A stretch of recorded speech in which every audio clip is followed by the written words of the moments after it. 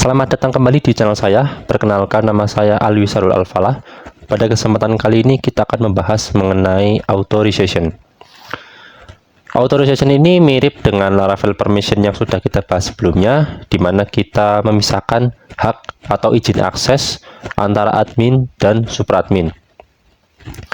Nah, di sini untuk authorization kita juga akan memisahkan izin antar usernya. Jadi lingkupnya itu sudah antar user, bukan antar role lagi. Oke, sekarang kita masuk ke pengertian authorization terlebih dahulu. Di sini terdapat dua istilah untuk pengamanan aplikasi kita. Yang pertama ada authentication dan authorization. Nah, authentication itu dia memverifikasi identitas user menggunakan kredensial seperti password. Di aplikasi kita menggunakan email dan password. Sementara authorization itu memutuskan atau menentukan dari yang tadi terautentikasi untuk diizinkan untuk melakukan akses yang mana, seperti itu. Nah, gampangnya itu adalah autentikasi itu menjawab siapa kamu, kemudian authorization itu menjawab apa yang boleh untuk dilakukan. Jadi setelah user masuk ke sini, nah user itu tuh boleh melakukan apa saja. Jadi harus dibatasi. Seperti itu. Mungkin kita bisa langsung ke contoh ya. Jadi untuk yang sudah login ini saya admin ya. Mungkin karena ini belum saya setting, sebenarnya untuk item 1 dan 2 ini bukan punya ini ya, bukan punya admin ini kalau nggak salah. Kita coba cek. Nah, di sini ini seharusnya kita tambahkan lagi harusnya. Where, oh sorry, karena ini item ya. Oh, stock out, oke. Ini where user ID seperti ini. Kita coba refresh ya untuk stock out. Nah, jadi untuk admin ini dia hanya bisa melihat data yang dia tuliskan sendiri. Nah, untuk sisanya berarti punya admin yang lain supaya tidak tercampur.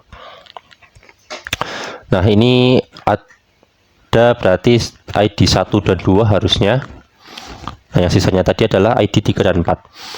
Kita ambil contoh, misalkan di sini di show ya. Di show ini saya sudah buatkan simple saja seperti ini. Nah, untuk ID 1 maka dia akan tampil seperti ini.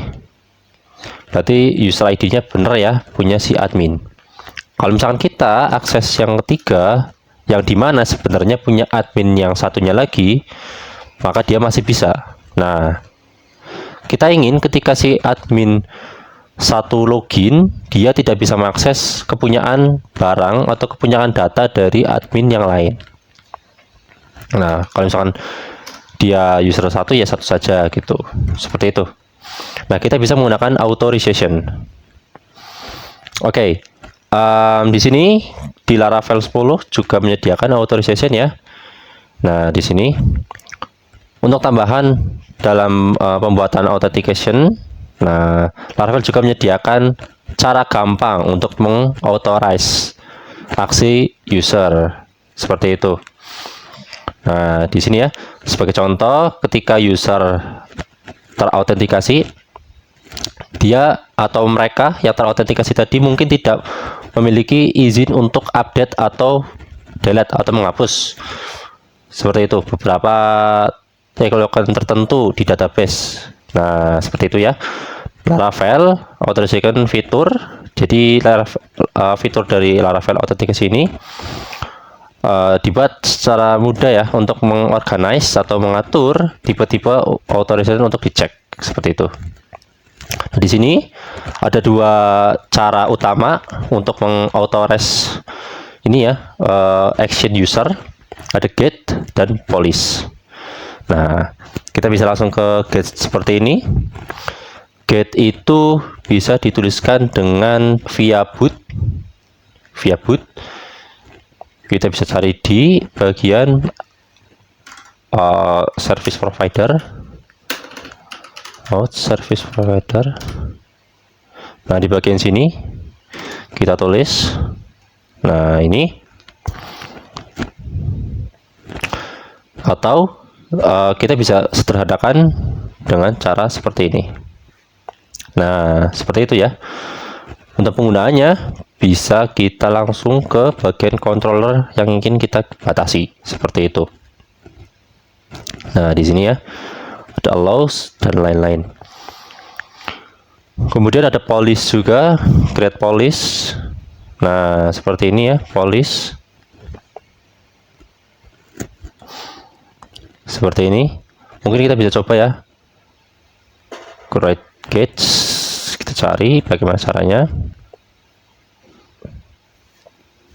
Nah, jadi ada dua cara. Yang pertama, ketika kita menggunakan cara yang pertama ini, kita bisa langsung menuliskan functionnya di boot seperti ini ya.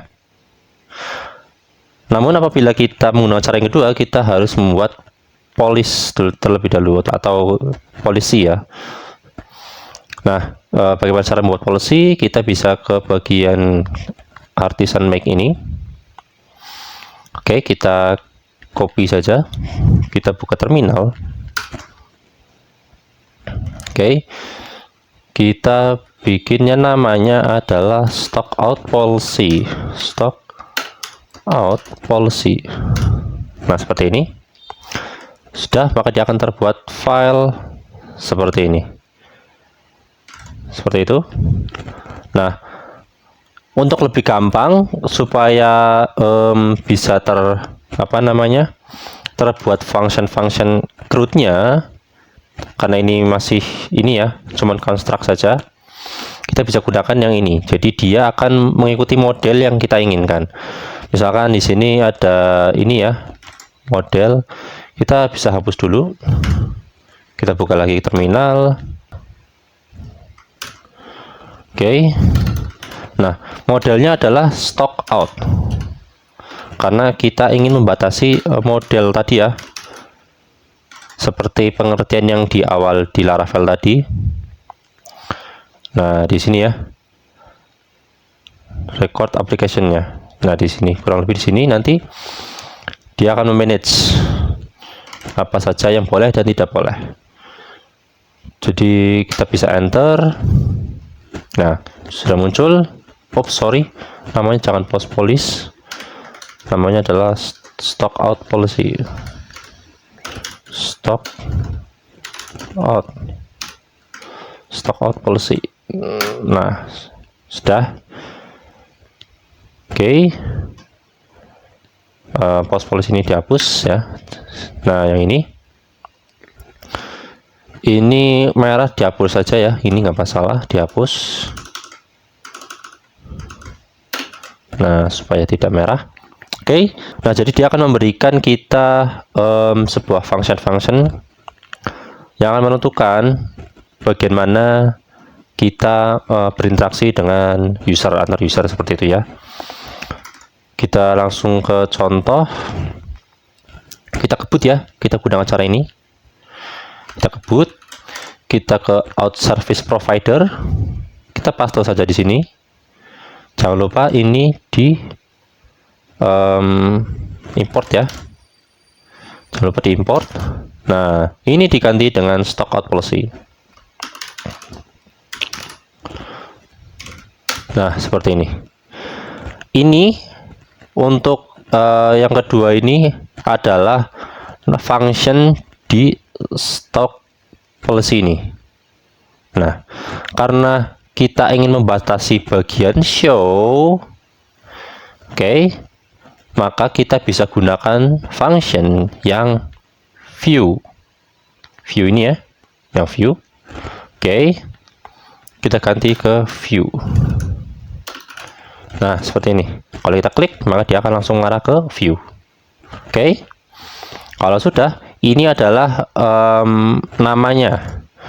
nama yang akan kita panggil di bagian controller sini. Ini kita kasih nama misalkan show permission, seperti ini, boleh seperti itu.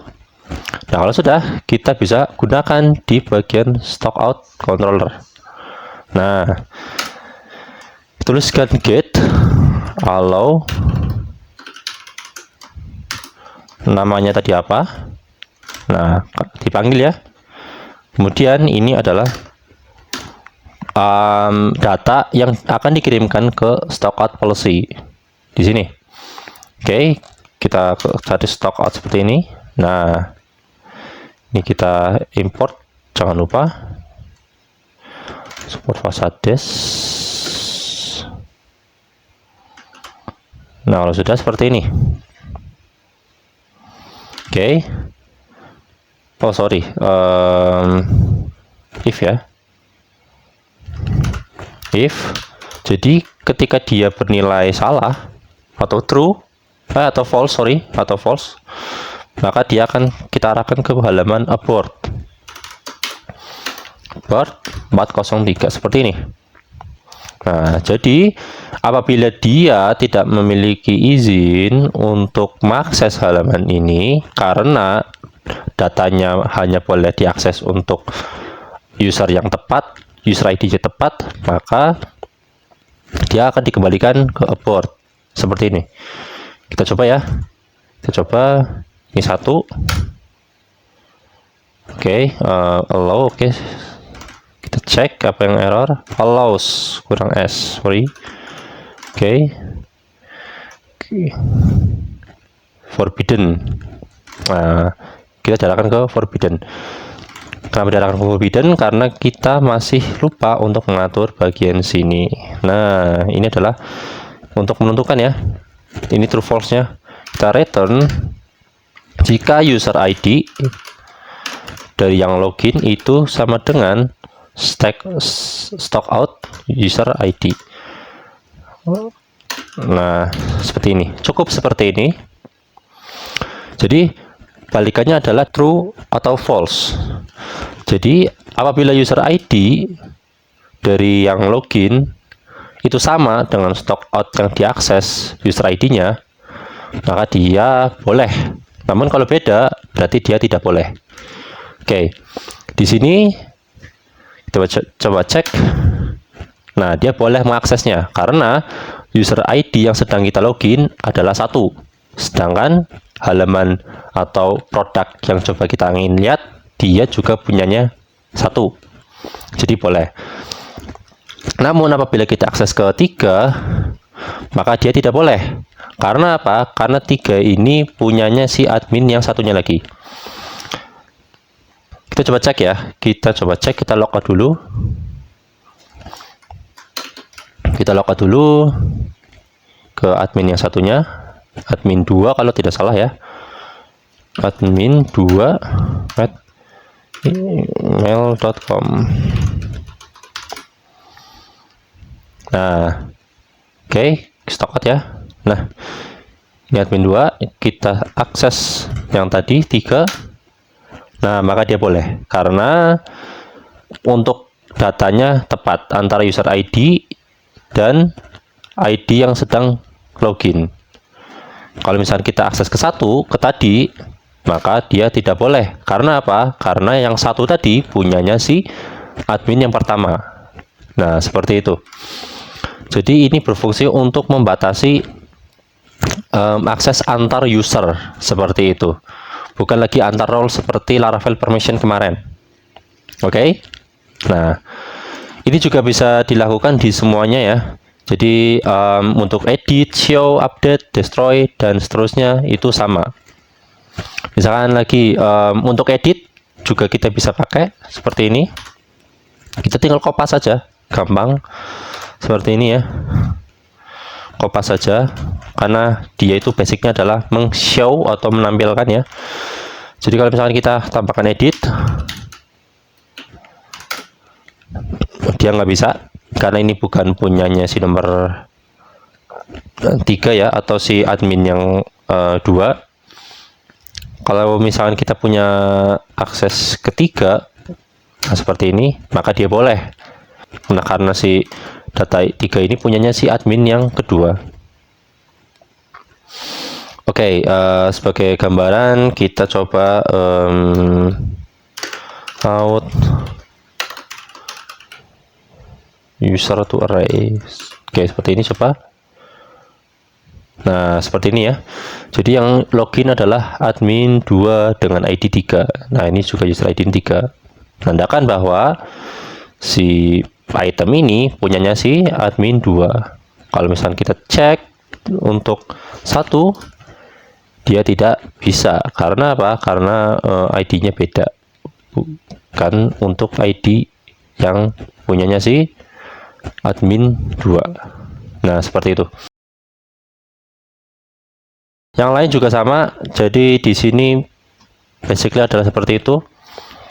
Untuk return dia kembalikannya adalah true atau false. Kemudian untuk out service provider bisa digunakan di sini ya untuk mendefinisikan.